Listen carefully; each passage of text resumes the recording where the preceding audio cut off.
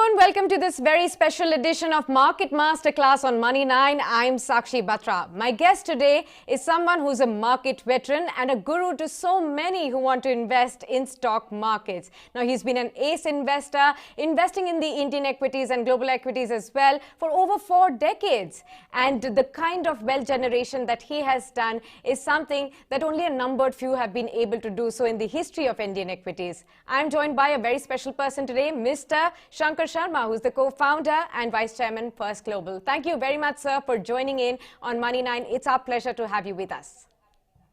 Thank you, Sakshi. Thank you for having me. Sir, let me begin by something, talking about the tweet that you have done today. Let me say, as I quote you, you said on your Twitter today that every once in a while to make money, you just need to show up. I wish to ask you, and I'm sure all of our viewers would also want to know, is it actually that simple to make money? No, like you, please read it carefully. It says every once in a while. It doesn't say every time. Right. So, I have been a little careful in the choice of words. I've said every once in a while. So there are periods in market history where money making is very difficult. It's very treacherous. And there are periods when it suddenly becomes very easy. And of late, it has been one of those moments in markets where just about anything that you go and do has worked quite well. We will see how long that lasts, but we will enjoy it for the time that is lasting. I want to ask you, for someone who has covered the markets for like 4 decades and you've seen various market cycles as well, had you thought of the Indian indices touching like 50K, 51K as soon? And that is at the backdrop of such a big 1 in 100 years kind of a pandemic that we've seen. So first of all, let me put things in perspective. In calendar year 2020, okay, which was the last full year that we saw, India's returns were about 12%. I'm talking all in dollar terms right now. So India returned around 12% in dollar terms in calendar 2020. In that same year, the best performing market was Vietnam with 81%, Korea with 50%, even of course US was around 25-35% depending on which index you take. And then, you had even a market like Japan, which was 27% up last year. So even a market like Japan did twice as well as India. So we all get excited about the Sensex touching all-time high, but frankly, every single market in the world worth the name has done phenomenally well. And India is just about in the middle of the pack. It was number 21st out of 45 markets in 2020. Even this year, if you see, even in January or in February, India has done in the top 10 or 15 market, but there are other markets too. And the reason for that is there has been a large global surge of interest in emerging markets in the last 6 or 7 months time. And India is benefiting because of that interest in emerging markets. It's not something peculiar to India. It's more about that part of the world, investing world, which is attracting attention from large money managers. Right. But would you say that for those who actually have missed this rally so far of the Sensex touching 51,000, is it an opportunity lost for them? No, not at all. Not at all. I would absolutely unequivocally and without hesitation say that this is just getting warmed up here. You have missed nothing at all. And I have always believed, and if you go back a few days in my Twitter feed, you will see that I posted a tweet in which I said that things can look terrible at $20 for a stock. Things will look very good at 50, and at 100, things look absolutely brilliant. I think we are there. We've not even gone to 100. We've gone from, let's say, I'm talking relative level, from 20 to 30. Things have actually become better at 50,000 Sensex than they were at 35,000 Sensex. You see, that's the point. You see, that's what most investors miss. That things can be terrible at a lower level, and things can be actually better and less risky at a higher level. We are at a higher level, but actually the risk is lower. And why the risk is lower? Because The whole world is now understanding that emerging markets is where you're going to make the bigger money rather than US markets. Money is beginning to flow towards emerging markets. India is right in the middle of that flow. And therefore, it is better to buy with the flow rather than keep waiting for that flow where you could have been waiting for 5 years. So I think you have missed nothing at all. This is the right time to this whole big cycle into emerging markets. That's a wonderful take, Mr. Sharma. And for all our viewers, I'm sure it is very important. And when they hear it from experts like you, they all the more have more confidence in the Indian equities. So over the next 3 to 5 years, how much returns are you expecting in the Indian markets? What kind of a money will be made then? And which will be the pockets that money will be made over the next 5 years? So it's always risky to make predictions for 3 to 5 years. And, we all know that in this world, so many things have happened. Who could have predicted in February last year that we would see a 30% down month in the very next month? 30% down periods happen in a year. We got that in a month. So it's very, very risky to make such long range predictions. But even with caveats that this is my current view, don't take it as your investment advice. Please seek out your own investment counsel from your advisors. I've been asked my view. I'm giving you my view, okay. But tomorrow things change. We will change. My view is that if you look at Indian equities for the last 6 years or so, the returns have been very poor. I mean, exclude the last year, which was relatively a better year, but up until 2019, returns were even lower than fixed deposit rates. And there was large scale disenchantment with equity investments in India. Now, Indian equities over, let's say, a 15, 20, 25-year period have returned 15%, between 13 and 15% compounded. Okay. Bank deposits have returned maybe 6%, maybe 7%, 8%. Broadly speaking, I'm talking a large, span of time. In the last 6 years, equities gave you less return than even bank deposits.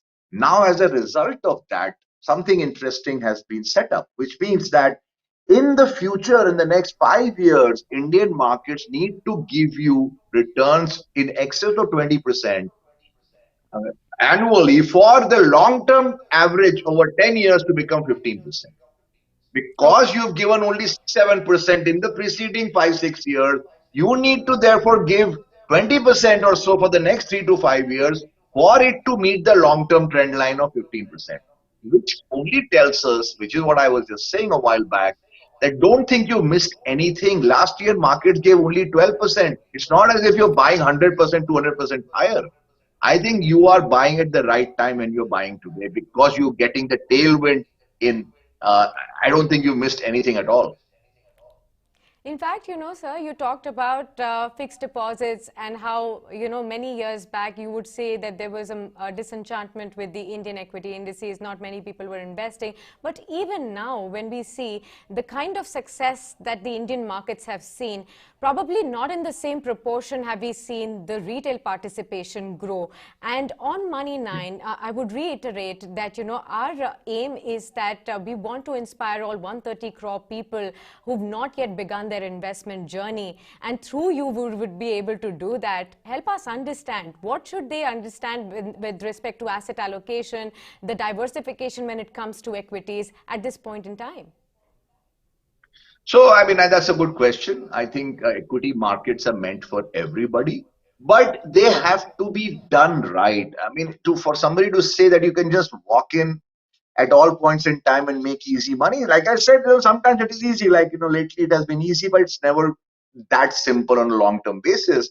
You need to have a lot of diligence in picking your right fund manager, fund advisor, because allocating capital between assets, meaning how much gold, how much fixed income, how much real estate exposures, how much equity exposure within equities, how much should you have in a certain pocket, which means how much large cap, how much mid, how much small, how much in each sector.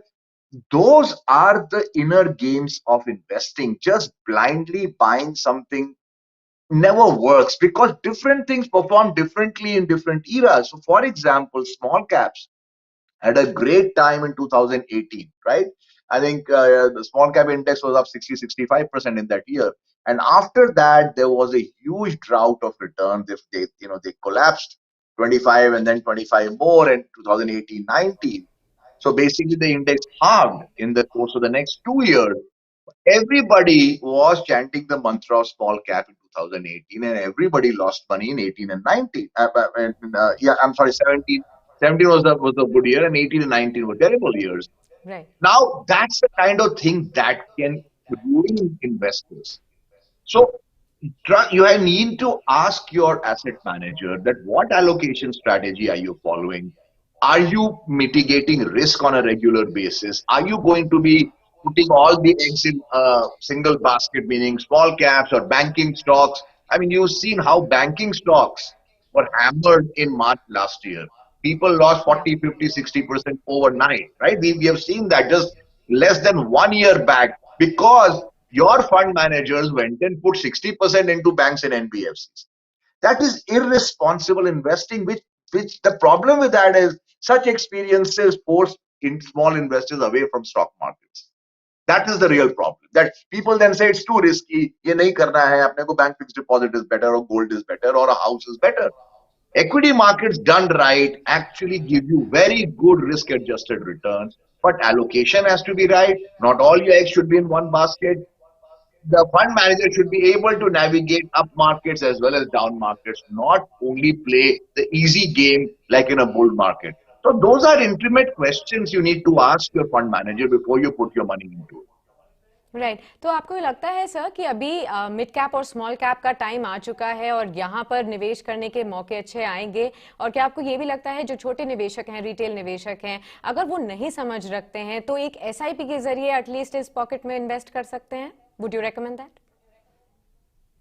हाँ so small cap investment तब होता है जब दो important चीजें होती हैं एक तो होता है कि लोगों की रिस्क एपेटाइट थोड़ी ज्यादा होनी चाहिए एंड पिछले कुछ महीनों से हमने देखा है globally not just in India risk appetite has gone up and the second thing is risk appetite is directly linked to the cost of money when interest rates fall right we are able to take more risk अगर आपके ब्याज के दर अगर होंगे मान लीजिए invest करने के लिए 12%, 15%, 18% जो इंडिया में होता था आज से 25-30 साल पहले तो your risk appetite is that much lower because your it's like on an incline treadmill that कि आप जितना फास्ट पे चलो आपको just to stay in place you need to make 12-15% every year which is the cost of your money Today, when right cost of money is 6% or 7% in India, you are able to take some more risk. And when it is near 0% globally, people are able to take more risk,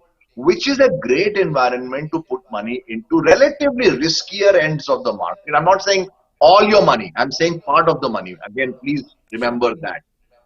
Some part of your money should go into relatively riskier assets, which means go into the smaller cap. Do it wisely, do an SIP, pick some good fund managers who know this game inside out. But it is a good place to be in, at least for the next, foreseeable future. Sir PMS services की बात करें जो कि आप की services बहुत ज़्यादा famous भी हैं all across the globe there are global clients that you have which are actually sitting on pretty good money right now because of the kind of strategies that you have. I wanted to ask you that so far when we say PMS services were largely taken in by the HNIs, even today. But what is there in it for the retail investors, the small investors? Can they also, take such services? Is there any opportunity for them? So we have, for example, in our case, we have a product for small investors, which is kind of a mini PMS. It is because, SEBI mandates that a minimum 50 lakh rupees should be the starting amount to open a PMS account, which in my view is a very high threshold. 50 lakh rupees is, it's a substantial figure for a country like India, but I mean, that's a regulatory threshold and that has to be met. But below that, we create certain baskets of stocks which we offer to our clients, which can do 10 lakh rupees, 15 lakh rupees, 20 lakh rupees, which will obviously be not as good as a PM product because that is completely managed, controlled by us. Here we are recommending a basket in which investors invest. That has worked very well too. I mean, it's not as much as the PMS, but it has done a pretty good job of at least allowing investors to be able to participate in this market, in some degree of expertise. Because see, what people fear most in equity investment is losses, correct? सबको लगता Absolutely. है कि यार हम आज market में जाएंगे हमको बड़ा लॉस हो जाएगा If your fund manager is capable of mitigating, nobody can remove losses, but at least if they can Yeah. mitigate losses, good risk management, good diversification, good position sizing, not putting everything in or 60% in banks and NBFCs as every fund manager and PMS did last year. If you do all that, you are preventing big losses, which gives investors confidence, which is exactly what we do. So that works very well, that a lower level 10, 15 lakh rupees, we offer our portfolio Okay. basket product, and it's very popular. Okay, and we are talking about wealth creating ideas in this particular show. So I want to ask you, where will wealth be created in the year 2021 and until 2025? Say, for example, will it be the themes like banks, infrastructure, and auto, which are getting the push from the budget related announcements? Or will it be, say, for example, the consumption play or the defensives, IT, pharma? Where are you thinking that the money will be made in the next 5 years? No, so IT is good. IT, I don't consider IT to be purely a defensive kind of sector. I think it's a great sector doing very well. COVID has worked for them because of the work from home. Margins have really expanded like 5-10% points, which is unbelievable. So that sector is a great place. We in our PMS teams we own I think about 20-25% in IT, and we have done phenomenally well on the IT names that we own. At the same time, we own some of the recovery plays like cement. We own the recovery plays like steel. We have owned them for the last 6 months. We didn't buy them just around budget. We bought them June, July last year. So we could foresee that this COVID at some point will go away, and that point you don't want to be buying Hindustan Levers or Britannia or Page or ITC, because those are stocks you want in an environment in which there is little growth. If there is good growth you foresee, then you should be buying the relatively higher beta plays, which is autos or cement or steel, which is what we have a decent proportion of. We have had it for the last few months' time. And also, we have some of the relatively unloved banking names. So, for Yeah. example, bank like Yes Bank, which nobody, has had a good experience in the last several years. We own a bit of that because there is a potential for it to do better than the rest of the more established, well-known names. I mean, nothing against HDFC Bank or Kotak, but I just think you can make a bit more money with obviously more risk in a bank like Yes Bank. So we own some of those recovery plays even within Okay. banking, auto, cement. We don't own so much pharma. We owned a lot of pharma last year, but we don't own so much pharma now. So we have moved away. We have moved away from defensives into relatively aggressive plays. Okay. And lastly, I have to ask you, in today's day and age when everybody wants to scout for multi-baggers, I want to understand from you, if you can share with our viewers, what has been your success mantra and what's the investment lesson that they can pick from your experience so that their journey in the stock markets and in investments is successful? It's very simple. I wish I had known this 30 years back because we were all brought up reading the wrong books. Today, when somebody asks me, how do you find multi-baggers? I only tell them you don't find them, they find you. And by that, what I mean is that you will buy 25 companies, okay, of decent pedigree, decent, of which there is a mix of defensive, aggressive, turnarounds, etc., etc. Not all of them in one basket, again, remember. And then over time, you will find in 12 months' time that a few of them have gone up 3x, a few of them have fallen 50%. You will eliminate the 50%. You will keep the 3xers and the 2xers and the 1xers and fill up the team. It's like cricket. It is like a cricket team that some of the guys doing well will continue. Some of the middling guys, you will be in the middle. Bad guys, you will drop, bring in fresh blood. It is exactly like making a cricket team. Build a team of 25 stocks. You will find your three multi-baggers. I'll guarantee you that. But don't buy three stocks thinking they'll be multi-baggers, because they're all three of them can contribute. So buy 25 good companies. You will get three multi-baggers and your life will be set forever. Okay, so the line of the day from Mr. Sharma is that you don't find multi-baggers, but the multi-baggers will find you. You need to identify 25 good companies for the long term, and definitely you'll be able to see some of them becoming multi-baggers over long term. Thank you very much, sir, for joining us on Money9. It has been an absolute pleasure to speak to you. Hope to interact with you on many more occasions as well, so that our viewers can get benefit from your experience as well. Thank you very much for joining in.